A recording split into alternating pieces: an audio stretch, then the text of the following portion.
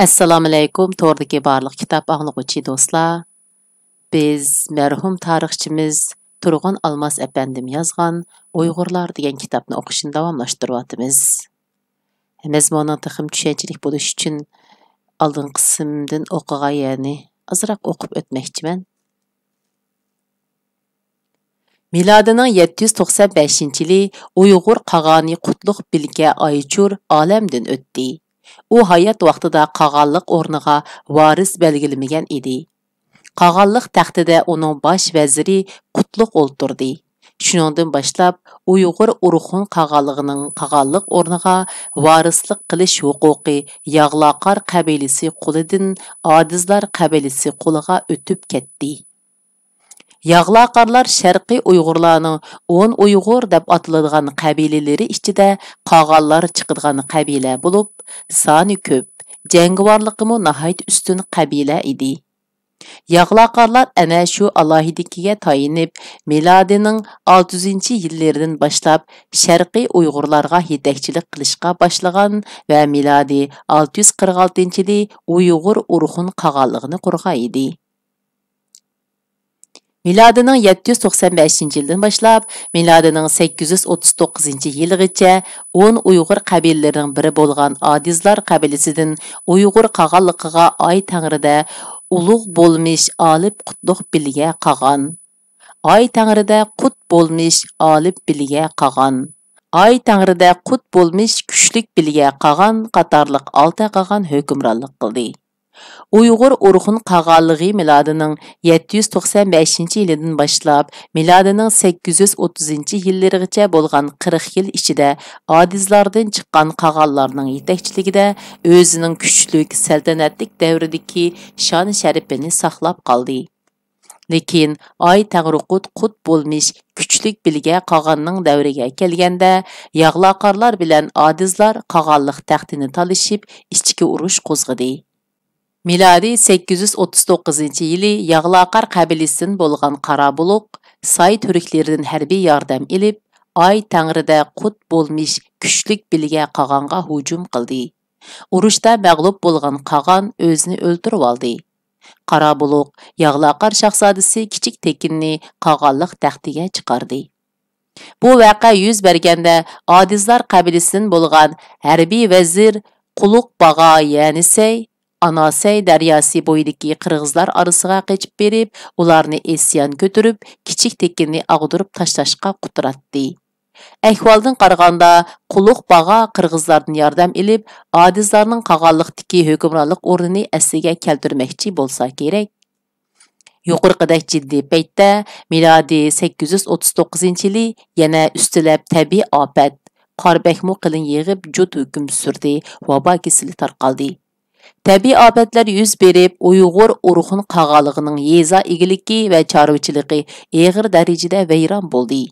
Nurg'un aholi, haddi hisobsiz chorva mol qirilib ketdi. Uyg'ur urug'un qog'onligida yuz bergan og'ir ahvollar, ichki urush, tabiiy ofatdan foydalangan qirg'izlar isyon ko'tarib, ular Uyg'ur urug'un qog'onligiga beqindili xonliqlar edi.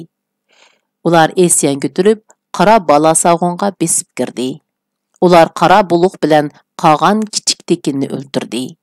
Poytaxt Qora Balasag'ondagi qog'on o'rdisiga o't qo'ydi. Davlat g'azinisini bulang-talang qildi. Shunda qilib kuchaygan chaqlarda 221 ming kishilik otliq qo'shinga ega bo'lgan qudratlik Uyg'ur urug'un qog'onligi milodining 839-yili o'z beshiga kelgan mana shundoq nihoyat og'ir fojiali qismatlar tufayli qirg'izlarning isyoniga taqobil turolmadi. Natijada Sharqiy Uyg'urlarning ko'p qismi 840-yili Uyg'ur urug'un qog'onligining sharqiy territoriyasi hozirgi Mong'oliyadan qog'onlikning g'arbiy territoriyasi O'rta Osiyoga ko'chib ketdi. G'arbga ko'chgan Uyg'urlarning bir qismi Pantekin boshchiligida dastlab Boriko'lga, keyin Turpan, Qarashahar, Kucha qatorliq joylarga kelib makonlashdi. Bularning soni 200 mingdan ko'p emas edi. Shu chaqlarda O'rta Osiyodagi, jumladan Shinjongdagi Uyg'urlar aholisining soni 1 milliondan ortiq edi. Halbuki, əməli əhvallarının yuqorqidək bo'lishig'a qaramay, ba'zi bir tarixchilar yaqinqi yillardan buyon Uyg'urlar miladi 840-yili Mong'oliyadan hozirgi Shinjongga ko'chib kelishdan burun bu joyda Uyg'urlar yashagan emas, balki Aryan nasliga mansub bo'lgan xalqlar yashagan deb xato hukm qilishyotidi. Ular va ularning muqamiga usul o'ynag'uvchilarning birdan-bir asoslandig'ini Xotan, Kucha, Qara shahar, Turpan rayonlaridan tepilgan ko'p miqdordagi Sankirt yezig'i, Qarushti yezig'i. Bu yeziqlarni qadimgi zamonlarda hindilar qo'llangan. Shu yeziqlar bilan billa hindi tilida yozilgan Budda diniga doir yozma materiallardan iborat. Ammo undaq yeziqlarda yozilgan Budda nomlari qancha ko'p bo'lishidan qat'iy nazar, ular bu yerda yashagan xalqlarning hindi Yevropa tilida so'zlashadigan Aryan nasliga mansub xalq ekanligini isbotlashga zodi yaramaydi.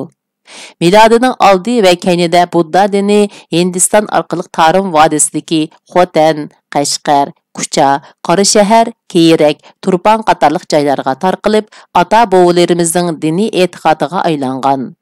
U chaqlarda Uyg'ur tiliga tarjima qilingan Budda nomlari bo'lmaganligi uchun Budda ibodatxonalarida Budda rohiblari Sankirt yezig'i, hindi tili bilan yozilgan Budda nomlarini o'qib vaz aytgan.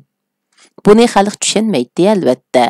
Bu xuddi Uyg'urlar islom diniga e'tiqod qilgandan keyin islom dasturi bo'lgan Qur'on va boshqa islom aqidalari yozilgan nurg'un kitoblar arab, faris tillarida bo'lib, buni osonlik diniy o'limalar tushundigan bo'lsa-mu, xalq bevosita o'qib tushunolmaganga o'xshash bir ahvol edi. Shuning uchun diniy o'limalarning masjid, madraslarda arab, faris tillaridagi islom aqidalari yozilgan kitoblardan vaz etganligi va taliblarga dars o'tganligiga qarab ularni arab deyishga bo'lmaganidek, qadimgi zamondagi Uyg'ur buddistlarini ibodatxonalarda Sankirt yezig'i bilan yozilgan hindi tilidagi Budda nomlaridan vaz etganligiga qarab, ularni hindi degili hargiz bo'lmaydi. Üzüp aytish kerakki, bu yer, ya'ni Shinjongda yashagan Uyg'urlarning nihoyatda qadimgi zamonlardan tortibla shaharlashganligi hammaga ma'lumlik tarixiy paket. Mana shu Uyg'urlar milodi 840-yili Mong'oliyadan ko'chib kelgan 200 mingcha sharqiy Uyg'urlarga qaraganda son jihatdan ko'p bo'lib qolmasdan madaniyatdimi ustun edi. Onun ustiga Mong'oliyadan ko'chib kelgan sharqiy Uyg'urlar mani diniy e'tiqodida bo'lib, bu yerdagilar Budda diniga e'tiqod qildigan g'arbiy Uyg'urlar edi.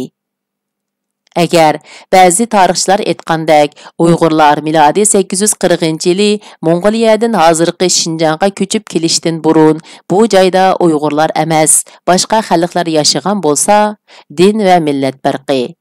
Shundaqla son jihatdimi necha hassa farqning bo'lishiga qaramay, qanday qilib shunda qisqa muddat ichida ularni assimilyatsiya qilib uyg'urlashtirib ketalaydi? Bu savolga yuqorqi bema'ni ko'z qarashdagi tarixchilar kishini qoyil qilg'udek aqlga uyg'un keladigan asos tepib berolmaydi. Shundaq ekan, biz ularning da'vosini tarixni g'arazlik holda burmalash deb aytolmay turolmaymiz. Shunisi nihoyatda aniqki, milodi 840-yili Mong'oliyadan ko'chgan sharqiy Uyg'urlarning bir qismi yuqorida aytib o'tganimdek dastlab Borikulga, keyin Turpan, Qara shahar, Kucha qatorliq joylarga kelib makonlashgan bo'lsa, yana bir qismi Yatta Suga ko'chgan edi. Mana shu Uyg'urlar O'rta Osiyoga kelib, o'zidan necha hassa ko'p bo'lgan g'arbiy Uyg'ur qarindoshlari bilan birlashganligi uchunla qudrat tepib tez orada Tibetliklarni Shinjongdan qo'g'lab chiqarib, Uyg'ur Idiqut xonligi va dunyoga mashhur bo'lgan O'rta asr Uyg'ur madaniyatining oltin davrini yaratgan Qaraxonlar davlatini qurib chiqa olgan.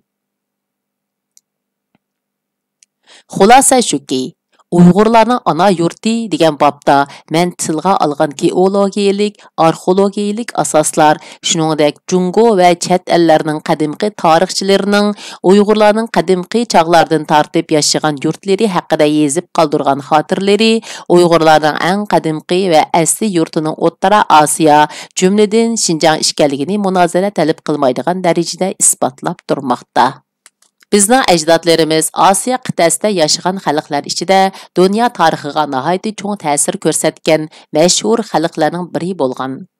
Ajdodlarimiz O'rta Osiyoning eng qadimgi asosiy yerlik xalqi bo'lib, ular bara-bara ko'payib, g'arbda Qora dengiz, sharqda Ulug' okean qirg'oqlarigacha bo'lgan joylarda yashagan. İnsaniyetning qadimgi zamonlarda dunyoning turli joylarida yashagan bo'laklari qatnash aloqalarining absizligi sababidan o'zaro quyuq aloqa qila olmay ayrilib yashagan.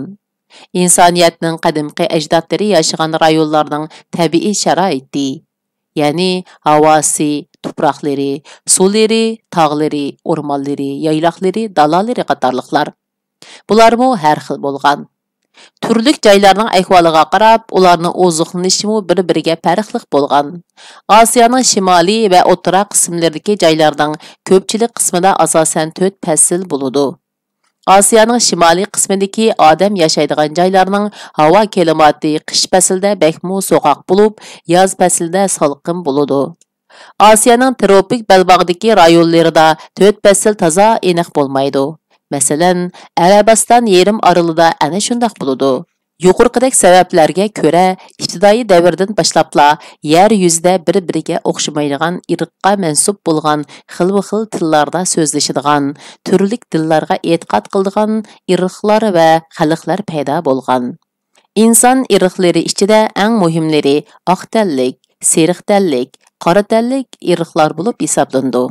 Irqlar bir-biridan terisining rangi, chechining qanday rangda va qanday holatda bo'lishi, chiroy shakli, tang qurilishi bilan farqlanadi. Osiyoda yashaydigan hozirgi xalqlar qon sistemasi va irqiy xususiyatlari bo'yicha oq tanlik, seriq tanlik deb ikki xilga bo'linadi. Hindlar, Pokistonliklar, Afg'onlar, Eronliklar, turklar, arablar, uyg'urlar, tojiklar va boshqalar oq tanlikka kiradi. Antropologiya o'lchamlariga asoslanganda oq tanliklarning terisi oq, sochlari qizg'uch yoki seriq, yapma holatda, tik yoki budur emas. Burni qanshaliq, ko'zlari cho'nqur bo'lib, ko'z rangi to'laroq, ko'k, qo'ng'ur, qo'y ko'z keladi. Hindlarning terisi bug'doy o'ng. Hindi, Eron, German xalqlarining ajdodi bo'lgan Aryanlar milodidan 2000-yil burun Hindistonga ko'chganda, ularning terisi hozirgi hindlarnikidek bug'doy o'nglik bo'lmagan.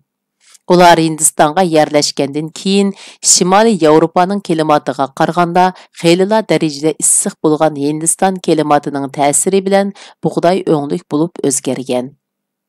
Osiyo qit'asida yashaydigan seriq tanliklar Xitoylar, Yaponlar, Chavshanliklar, Mo'ng'ullar, Manjular va boshqalar kiradi. Seriq tanliklarning terisi sog'uchroq, sochlari qora va tik holatda bo'lib, ko'zlari kichik va qora, burni panoqroq keladi. Grijmaylu qadimgi chog'larda Janubiy Sibiriya, ya'ni Bayqal atroflarida yashaydigan sharqiy turalar to'g'risida mundaq yozadi. Turalar tuvandagi xususiyatlarga ega. Ularning ko'pchiligi o'rta bo'y keladi. Qismanlari egiz bo'yliq. Ularning teni kuchlik, sog'lom, puxta keladi. Yuzlari so'zinchoq, rangi qizg'uch oq bo'lib, sochlari sog'uchroq, burni qangsharliq tuz bo'lib, ko'pragining burni uchi ilmak keladi. Ko'zlari ko'kish. Tarixiy xotirlarga asoslanib chiqarilgan bu hukm keyingi chog'larda arxeologiya jihatdan isbotlandi. Uyg'urlarning kelib chiqishi to'g'risidagi masalani atrofliroq tushuntirish uchun Uyg'urlarning Hunlar, Saklar, Turklar bilan bo'lgan qon qarindoshlik ustida to'xtalishga to'g'ri keladi. Bu qitim mush yergacha o'qidik, davomini kelar qitim o'qiymiz. Xayr xo'sh, Allohga omonat.